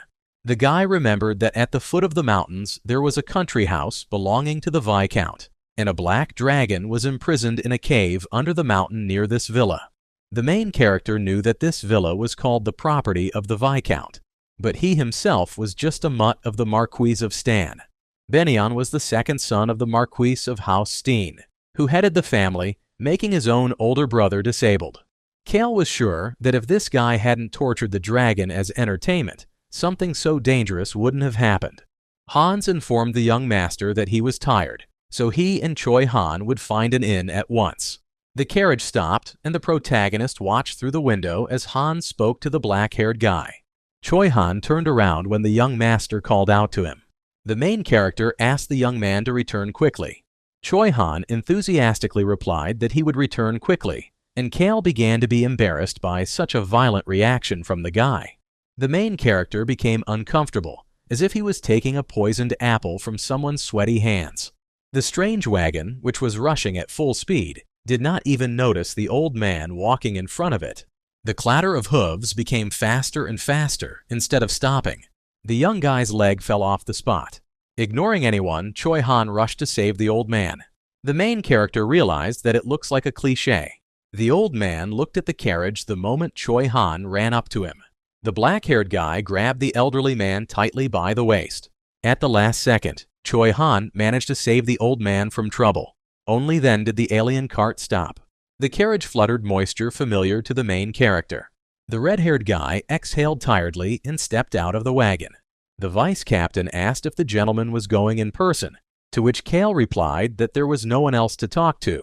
A man slowly stepped out of someone else's carriage. He turned out to be a typical domineering aristocrat named Benyon Stan. The main character knew that this man was a typical villain of this story. Benyon's representative wondered how gentlemen dare to block the way of high-ranking personalities. Choi Han exclaimed that the noble carriage had almost hit a man, to which the woman replied that the commoners should give way to them. The representative of Benyon added that the fault was a narrow-minded commoner. Everyone turned around and looked at the old man. The black-haired guy frowned and looked at the woman. Benyon went up to the woman and, putting his hand on her shoulder, said, "Enough." The blonde aristocrat then shifted his gaze to the black-haired guy. Hans whispered quietly that Mr. Choi Han was angry right now. The main character put his hand on the black-haired guy's shoulder and told him to stop too. Choi Han exclaimed that the carriage could have gone around the old man, but did not do so, so he could not turn a blind eye to this. The main character, in a serious tone, said that the young man should calm down. The red-eyed guy turned his attention to the blonde aristocrat's sleeve. Kale assumed that the blood had gotten onto his sleeve as Benyon watched the dragon being tortured. The fair-haired aristocrat said that he was glad to meet him and asked Kale if he was from Henedus County. The main character realized that the man knew him and dryly replied that he was right. Benyon said that he had only heard stories about how there was a slightly dissolute young man in the county who behaved unbecoming of an aristocrat. The blonde aristocrat asked if young Boss in Hennetus had come the year before last to replace Kale. The main character calmly replied that he was the worst and most famous bastard. Benyon said that he had been unintentionally delayed by the interference, but now he was glad of it. In an icy tone, the aristocrat informed Kale that his servant should be taught a lesson immediately. The black-haired guy got even angrier when he realized that it was about him. Benyon added that a servant should be able to determine who could be detained and who could not. The commoner collapsed to the ground and began to beg for forgiveness. Depending on whose territory the peasants lived, their situation varied markedly. The Viscount of these lands, being a mutt of Marquis Steen, had adopted his character, so the man was definitely just as arrogant and domineering. The main character asked the young Marquis Benyon if he had said everything he wanted. Kale didn't care if Benyon was beaten up by Choi Han or not, but as long as the black-haired guy was in his company, he couldn't be allowed to beat up aristocrats in public. The main character sat down next to the old man and put his hand on his shoulder. The man raised his head and looked at the aristocrat with red hair in fright. The main character asked the commoner where the nearest bar was. Kale explained that he wouldn't be able to get a good night's sleep without drinking for bedtime. Then the main character approached the young marquise and held out his hand to him. With a sly smile on his face, Kale said that he was glad to meet Benyon. The blonde aristocrat narrowed his eyes, for he knew that Kale had just touched the nobleman's shoulder with the same hand. Benyon's representative approached the owner and said that they were already very late, to which he replied that the woman should not interfere in the conversation of the aristocrats. Benyon shook Kale's hand and said with a smile that he had something to do, so he needed to deviate. However, the main character felt that the man barely shook his hand. Kale said that if he and Benyon met in the capital, they should have a drink. The main character added that only Benyon really deserves to become the head of the county of Steen. The blonde aristocrat turned around and said with a forced smile that Kale was a very nice and simple person, adding that they would definitely meet. A few minutes later, Benyon's carriage set off. The main character knew that even if he noticed this man somewhere, he would try to stay away from him. Kale put his hand on Choi Han's shoulder and explained that half of the aristocrats were the same as Benyon. The main character sat down next to the old man and asked why he still did not get up. Kale told Choi Han that since he had saved the old man, he had to take him home, but the old man objected, saying that he would take the master to the bar first. The main character calmly replied that he did not need to be taken anywhere because he was in no mood for alcohol. However, Kale's face immediately changed when the old man revealed that they were serving alcohol. The elderly man added that he manages the only inn in the village, where there is a bar and a tavern. The main character asked Hans to find out the route and take them to the place. The black-haired guy asked the young master in confusion if he wasn't angry with him. Kale asked if he should be angry at Choi Han's antics, at being looked down upon, or at Benyon calling the old man a nuisance while nearly killing him. The main character was sure that the black-haired guy thought that Kale would say that the old man himself should ask for forgiveness. Without waiting for Choi Han to answer, the main character said that it was not for him to say such a thing. The young guy calmly said that he was not angry at all. Kale added that this pattern of behavior encapsulates the essence of the life he has learned. The main character smirked, because despite all the words, if someone bullied or stressed him, the guy would certainly return the favor. With a sly smile on his face, Kale informed Choi Han that this bastard would soon be kicked out of his own bloodline. The black-haired guy looked at the young master in surprise. The red-haired guy grinned slyly. The protagonist then said that he would steal the dragon Benyon. The old man brought Kale into the house and showed the young aristocrat the best room. The main character looked around and concluded that it was possible to sleep in this room. The elderly man said that it was the first time an aristocrat was staying with them. Excessive hospitality began to strain Kale, so the guy put his hand on the man's shoulder and told him to relax. The young man added that a commoner's inn couldn't be bad since they were already staying here. The elderly man looked at the young aristocrat in surprise. The old man then wondered if there were many good people like the Lord in the lands of Genitus. The protagonist crossed his arms over his chest and said with a smirk on his face that he was the worst of all the bastards on his land. The red-haired guy added that everything there was much better than him. Two cats were also next to the main character in the room. The young guy waved his hand and said that the old man could walk. The door closed and Kale realized that the old man didn't know how to relax. After a while, the main character heard a knock on the room. In a calm tone, the young guy informed the guest that he could come in. Hans, carrying a small box, asked if this was all the master needed, to which he immediately received a positive answer. The butler's deputy handed the small chest into Kale's hands. The protagonist remarked that Hansu was very curious to know what was inside. The butler's deputy explained that one of the most important rules of conduct for a butler is not to hide anything from his master. In a calm tone, the protagonist asked Hans to leave the room. Before leaving, the deputy butler clarified whether they would definitely be in this house for 3 days, to which he immediately received a positive answer. As soon as Hans left, the main character looked at the box. Kale noted that unlike Ron, Hans brings the least hassle. The cats ran up to the young guy and began to say that they were very interested in finding out what was in the box. The red-haired guy put his hand on the lid of the chest. Opening the box, Kale explained that it contained something that would help save the unfortunate creature and leave only a boar with a nose. The main character smirked and added that there was something in the chest that would help him not to get hurt. The young guy remembered the events that took place in the tea room. Belos asked why the master needed this, to which Kale replied that he did not have to tell. The owner of the establishment said with disbelief that if the gentleman was going to buy all this, then the amount would be huge. A guy with red hair asked if it was possible to rent the goods. The owner of the establishment grinned and said that the gentleman could definitely do this. Belos revealed that there were 2 items that could not be rented out to outsiders, so he would write them down in his name, and Kale would be sure to give them back when they met in the capital. The gray cat asked in surprise what it was when the main character showed a small ball.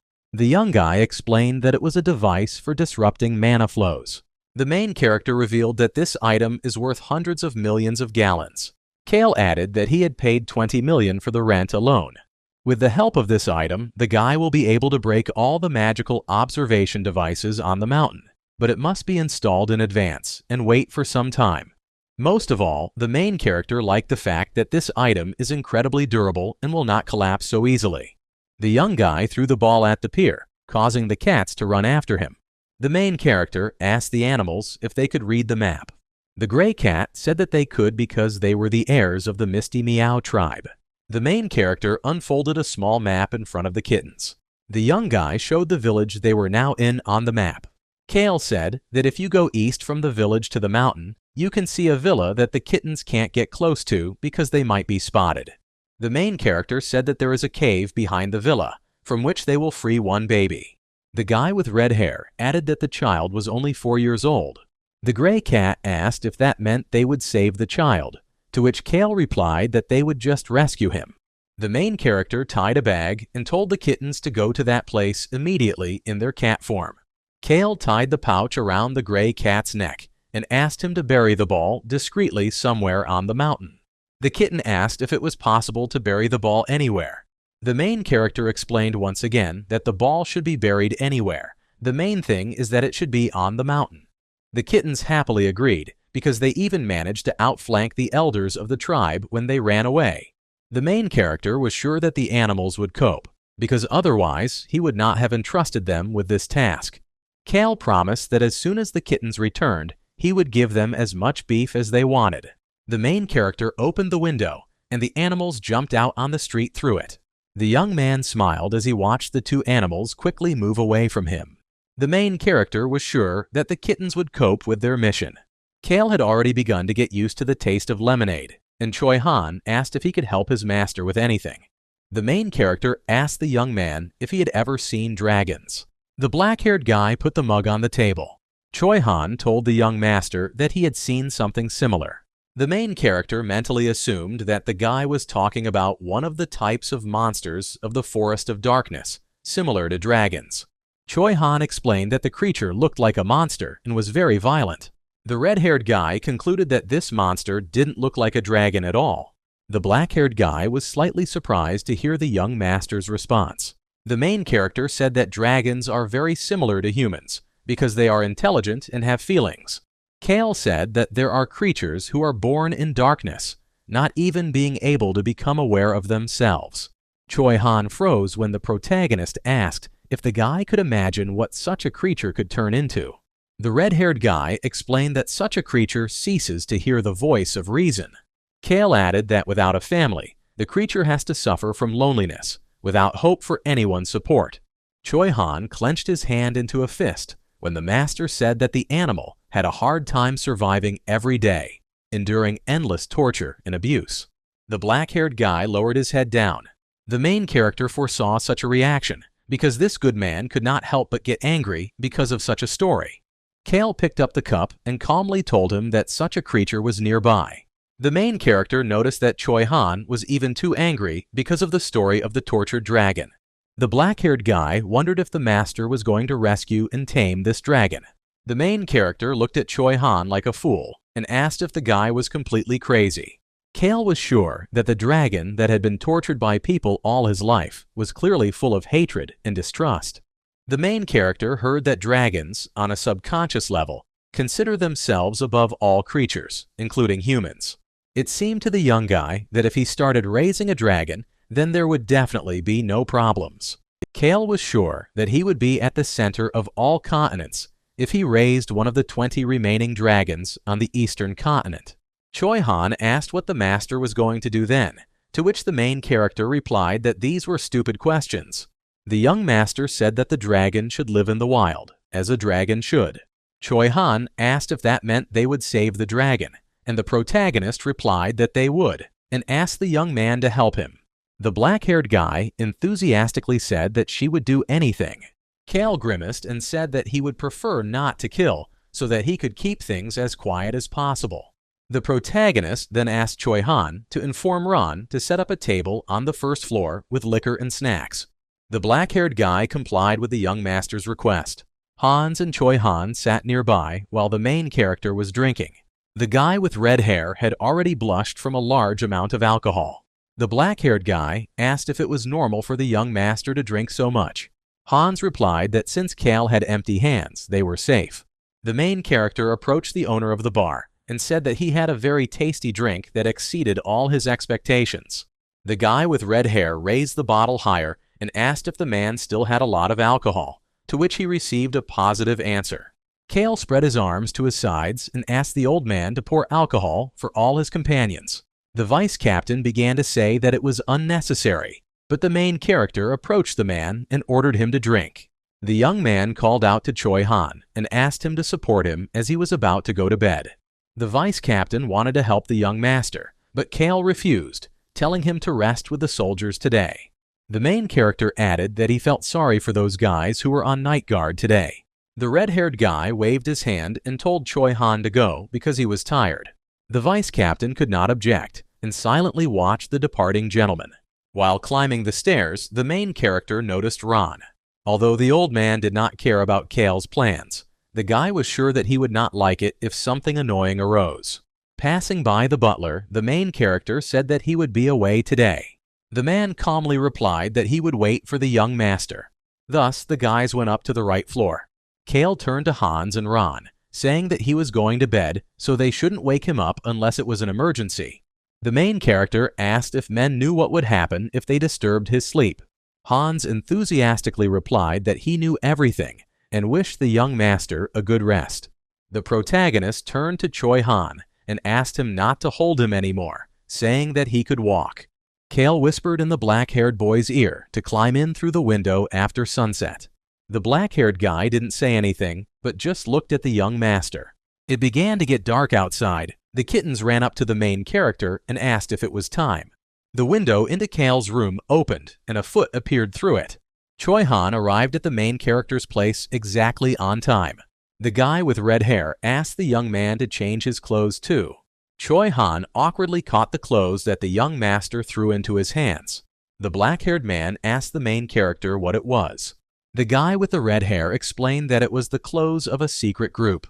The main character specially ordered such clothes, taking them based on the description from the book.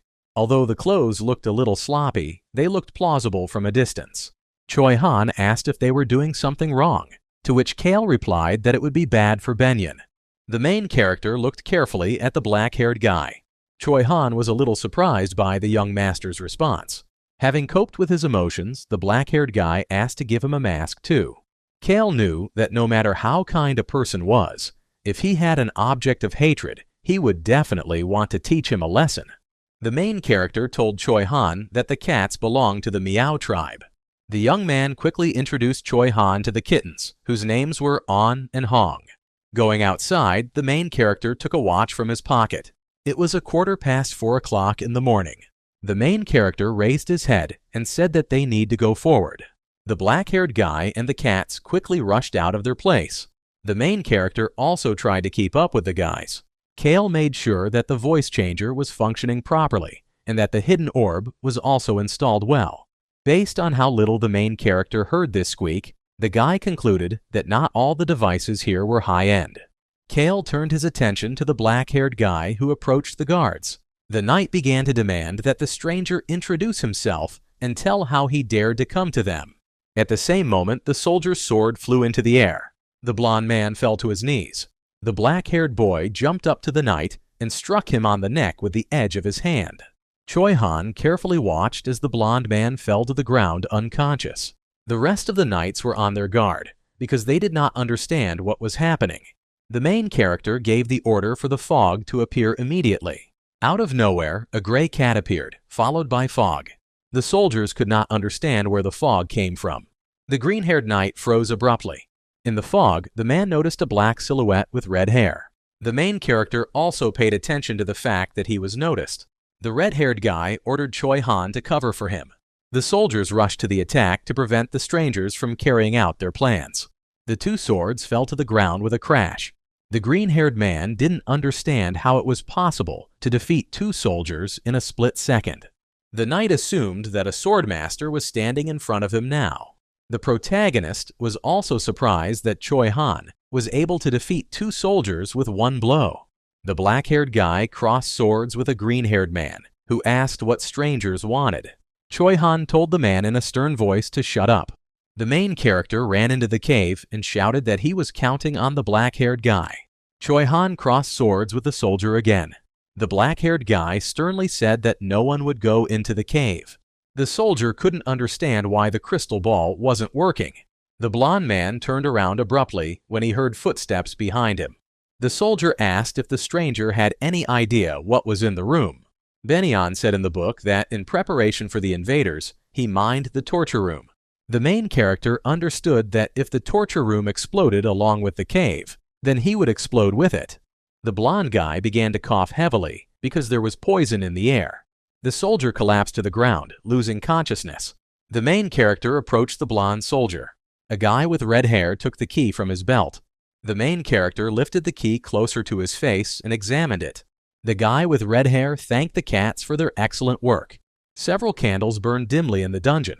The main character went down to the dungeon and went to the cell. In one of the cages, a young guy noticed a small black dragon. The main character could smell blood that flew everywhere in the air. The red-haired guy threw open the cell door and called out to the little black dragon. The animal was lying on the floor and did not react in any way to the presence of the main character. The young man took off his black mask from his face and told the little dragon to come out. The kid looked at the main character with his blue gaze. The young man sat down and immediately thought that the dragon had a very beautiful eye color. Kale heard the kittens' voices, which told him that it was time for them to go. The animals turned when they heard footsteps behind them. The main character took a small black dragon in his arms and carried it out of the cell. In front of the kittens, a guy with red hair lowered the creature to the floor. He and Hong began to circle around the dragon and say that it must be in great pain. The little black creature began to growl softly as the kittens said it was in pain. The main character said that he already knew everything perfectly well and asked the kittens to be quiet. In any case, the young guy planned to use a healing potion. However, Kale first needed to get rid of the mana control ball on the dragon's neck in order for the potion to work properly. The main character began to look around. The red-haired guy then shifted his gaze to the floor. Kale kicked the guard in the head and thought that this guy was interfering with him. The little black dragon began to roar when he noticed who exactly was lying on the floor. The protagonist began to probe the walls because he knew that somewhere there must be a secret passage for Benyon to escape. In the book, it was written that the blonde aristocrat was very afraid of an attack from the outside, so he made an escape tunnel. This secret passage was not known even to Benyon's servants. The main character knew that the wall should have a particularly smooth, in comparison with the rest, part. Once Kale found this part, the young guy with the red hair could only hit it with all his strength to get out. The young guy was alert when he heard footsteps not far from him. Noticing the black-haired guy, the main character asked if he had finished his job. Choi Han stopped and looked at the animal with interest. The little black dragon roared as he looked at the man who was not consciously lying on the ground. For a few seconds, the black-haired guy continued to stare at the beast. This continued until the main character called out to Choi Han. The black-haired guy reported that he had knocked out all the armed men and let the servants escape as the young master had ordered. The main character raised his hand and knocked softly on the wall. The red-haired guy asked Choi Han to punch the spot. As soon as the black-haired guy asked if he needed to hit with all his strength, the main character replied that he needed to hit lighter. Kale explained that it was necessary to hit in such a way as to break the wall 10 centimeters thick. The main character knew that a completely impossible blow for him was very easy for Choi Han. The black-haired guy felt for a spot on the wall and then swung to punch. At the same moment, the young guy's fist punched a hole in the wall. The black-haired guy took his hand to the side and looked at the work he had done. The kittens began to admire, and the main character again took the little black dragon in his arms. The black-haired guy lit a hidden torch. The kittens climbed on Choi Han, and the main character said that they needed to go. In this way, the red-haired guy carried the little black dragon outside. After walking a short distance, the main character lowered the creature to the ground. Kale frowned and told the little dragon to stop staring at him so viciously. The little dragon was very rebellious, despite being brutally tortured by Benian for 4 years. Personally, the main character liked this dragon very much. The red-haired guy called out to the little black creature. Then, a young guy with red hair took out a pair of metal scissors from his pocket. The main character looked at the little black dragon carefully. The black-haired guy became alert as the young master made annoyed sounds. The main character quickly approached the black dragon and abruptly grabbed it on the collar. Then, the young man with red hair slipped the scissors between the collar and the dragon's neck. The little black animal closed his eyes because he was very scared. As soon as there was a clink of metal and the dragon felt that nothing was squeezing his neck anymore, the animal's eyes opened in surprise. A small broken collar lay on the ground. Then the little black animal turned his gaze to the young man. The red-haired guy also looked at the black dragon attentively. The main character took out a pair of black gloves from his pocket. Kale informed the black-haired guy that the broken collar was still energized, so the young man needed to put on gloves and pick it up. Next, a young guy with red hair handed Choi Han a piece of clothing. The little black dragon stared angrily at the protagonist. A young guy with red hair took a small bottle of red liquid from his pocket and opened it. Kale sat down and asked the black dragon if he had any idea how much money he had spent on it. The little animal was frightened when the main character abruptly grabbed him by the muzzle. The black dragon immediately remembered the moments when he had been cruelly abused. Instead, however, Kale poured the entire contents of the vial into the small beast's mouth. In a calm tone, the main character said that the creature should recover properly. The space around the little animal began to glow with a bright blue light. The black dragon was very surprised when he noticed that all his wounds had healed and stopped hurting. The little animal turned its attention to the tail that was most damaged and realized that it was also completely healthy. The black dragon took a few steps, trying to get used to the new sensations. The main character carefully observed the behavior of the rescued little animal. The black dragon looked at his paw in surprise because it was no longer sore. Kale asked what exactly the cub was planning to do now and added that he knew that he could speak human language. The main character showed a bottle with a little medicine left at the bottom and asked what the dragon would do with his freedom. The black cub began to hesitate before answering. Kale smiled when the little animal said he was going to live. The black dragon said that he would run away because he did not want to be tamed. The main character replied that the animal is a dragon, and at least for this reason, it has the right to be free. The little black cub was very surprised when the guy with the red hair said that he would not take him. The baby dragon exclaimed that it was definitely a lie. The cub said that people can only lie, and Kale did not deny it, saying that he knows how to do it perfectly. The main character straightened up and added that now the creature can live as it wants. The little black dragon looked at his savior with hope in his eyes. The main character smiled and said that now the cub is free. The little black dragon looked at Kale suspiciously as he turned around and began to walk away. The main character was sure that thanks to the dragon, Choi Han understood the meaning of freedom. The young guy was sure that the dragon would not follow them, which meant that everything turned out perfectly. The little creature began to quietly say to himself that he hates all people because they are bad. However, the black dragon then shifted his gaze to the vial that contained some more medicine. The cats immediately felt that the little creature began to follow them. He and Hong asked if that meant they had a little brother, to which Kale replied that it was complete nonsense. The main character explained that dragons are freedom-loving creatures that instinct will never allow to become attached to humans. The gray cat concluded that they would not have a younger brother after all. After a while, the main character asked the kittens to dig up and bring the ball back. Kale and Choi Han watched the kittens move away from them. Then the main character put his hand on the black-haired guy's shoulder because he saved someone for the first time today. The young guy told Choi Han that he had also done a good job. Previously, the black-haired guy had already fought with mountain robbers, but in that case, it was more of a protection than a salvation. Choi Han looked at the young master with red hair in surprise. Kale decided for himself that there was not much difference in the fact that the black-haired guy saved not the village, but the dragon, thereby changing the plot. The black-haired guy decided to turn to Mr. Kale. Choi Han wondered what the young aristocrat would do if the dragon wanted to follow him. The main character replied in a serious tone that this would definitely not happen. However, Kale pondered as soon as Choi Han asked to assume such an outcome. In his thoughts, the main character stood for several seconds. Kale turned around and said that he didn't want to think about the past and waste his time guessing. However, despite these words, the main character stopped and turned around. The red-haired guy looked deep into the forest, a little confused. Driving away unnecessary thoughts, the main character returned to the house. Wasting no time, the young master went to bed and immediately fell asleep. A small animal's paw appeared on the windowsill. A small black dragon surrounded by a magical sphere came to the main character. The creature clutched the bottle of medicine and went to bed as well. The next morning, the protagonist sat at the same table with Choi Han. The red-haired guy lowered a mug of ice on the table. As the excitement passed, the main character began to feel a severe hangover after yesterday. Kale asked if Choi Han was done with everything else, to which the black-haired guy replied that he had. Choi Han said that he erased all traces of them along the way and left tracks leading to the west.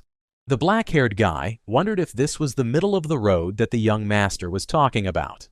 The main character answered positively and added that the next destination would be the city of Posel, where they would disperse. Kale explained that they had been driving for a long time so far because they had to pass mountains all the time, but now the road was good all the way to the capital, so they would get there in a moment. The black-haired boy asked Mr. Kale to listen to him.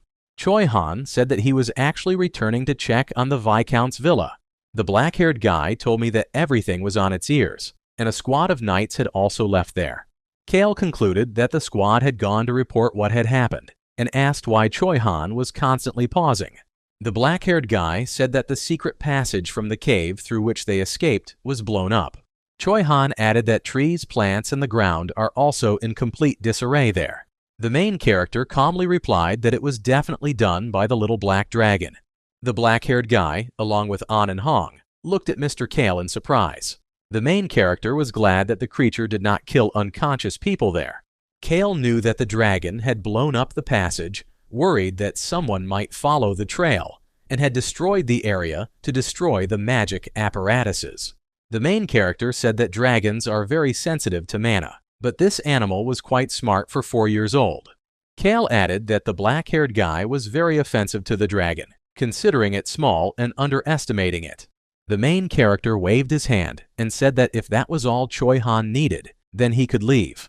The young guy offered the black-haired young man to take a nap on the path. However, Choi Han refused, saying that he needed to help Bicross.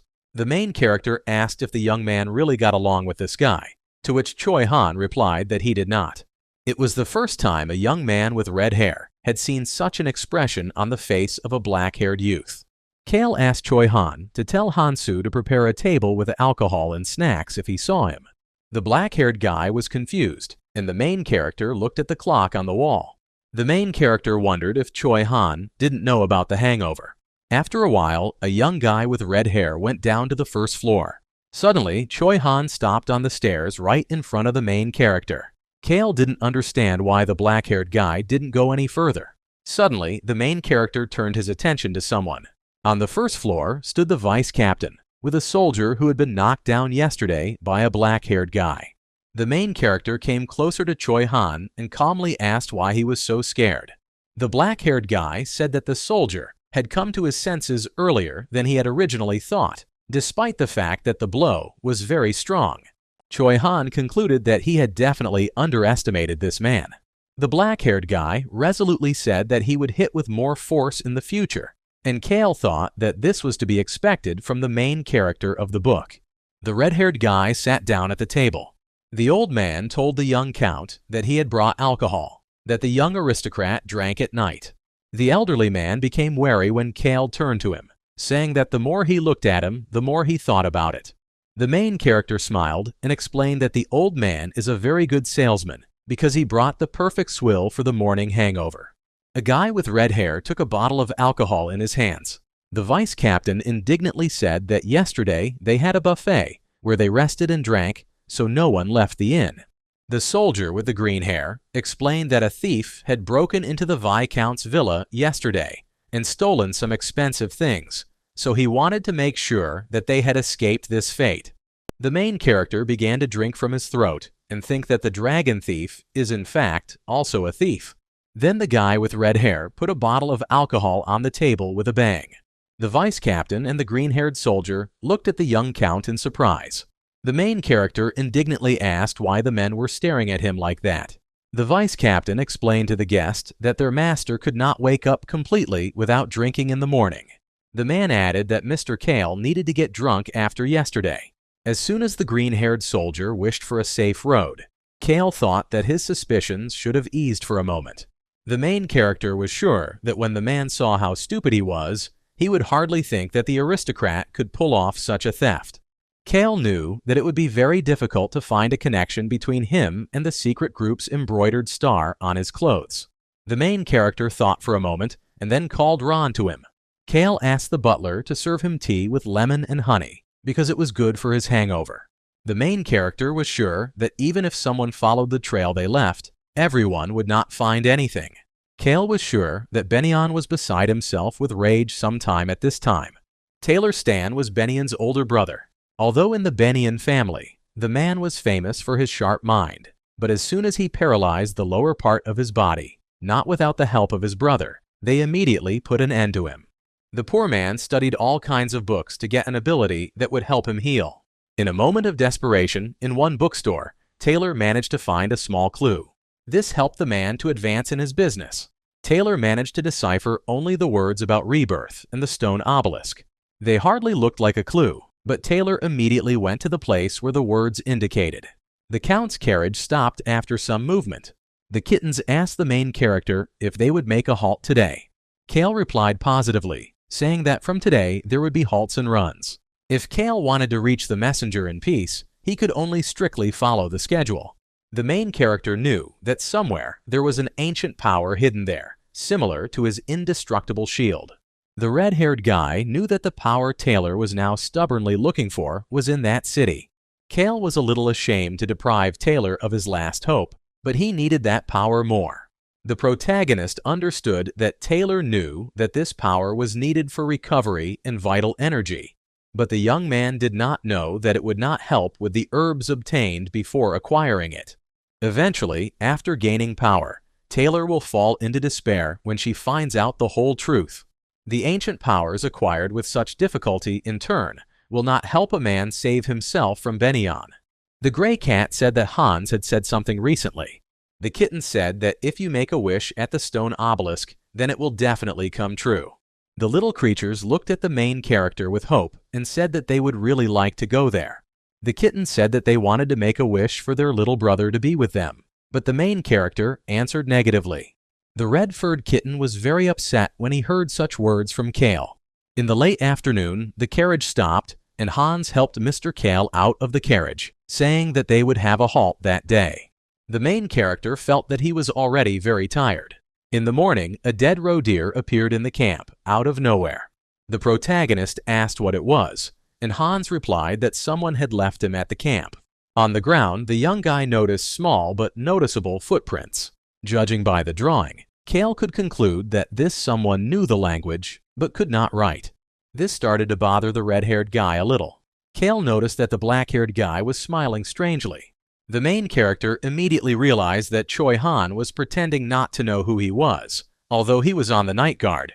The red-haired guy immediately assumed that it could be a small black dragon.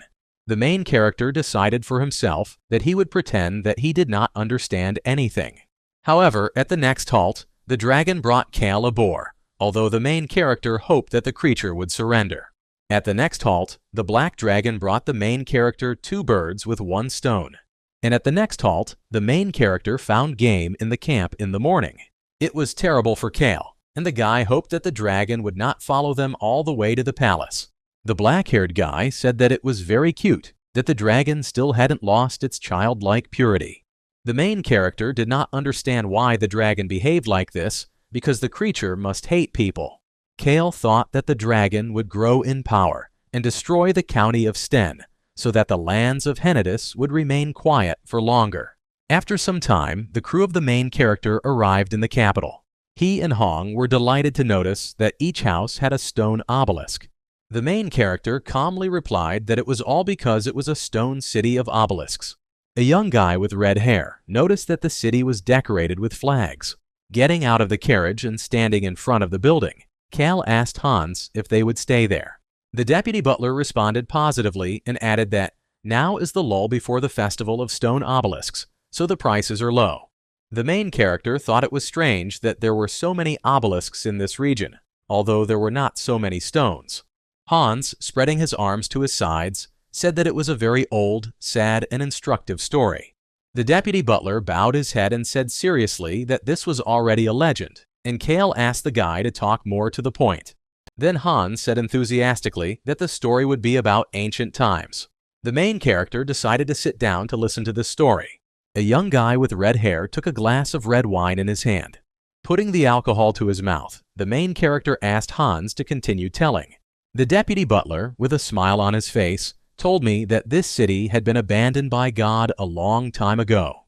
The main character was surprised to hear such information. The young guy with red hair had heard this story for the first time. The main character realized that this city is not as simple as it initially seems. Hans said that people say that this city was abandoned by God. The main character said that he heard about it for the first time. The deputy butler explained that Mr. Kale did not know because he had not studied history. Hans explained that one of the most important duties of a butler is to tell the master what he does not know. The deputy butler admitted that he did not know why this city was abandoned by God. However, it was then that the townspeople began to build stone obelisks together, trying to convey their prayers and desires to God. The main character asked without much interest whether the wishes of the residents of the city had come true. The butler's deputy replied in the negative, saying that none of the prayers had worked. It is for this reason that there was not a single temple in the city of Pozol. Kale concluded that the god had abandoned the city, so the inhabitants had nothing to build temples. Hans said that since then, the stone obelisks have become a symbolic promise to each other and to themselves. A young guy with red hair asked what this promise was. The butler's deputy raised his hand upstairs. Hans said that the man who achieved what he wanted would destroy his obelisk. The main character grinned and, holding a coin in his hand, said that this city is very interesting. The deputy butler agreed because he believed that you need to achieve your desires on your own. A young guy with red hair put the gold coins in a small pile. Hans said that this is why the destruction of the stone obelisk marks a kind of victory. The main character realized that the inhabitants were erecting stone obelisks not because of hope in God. Kale concluded that making a wish, hoping for a higher power, was simply pointless. The deputy butler added that the story of these townspeople is very motivating. Hans fell silent when Mr. Cole called out to him. The main character asked the deputy butler to look under the table. Hans noticed the kittens below, who were looking at him angrily. With each passing second, the gaze of An and Hong became more and more angry.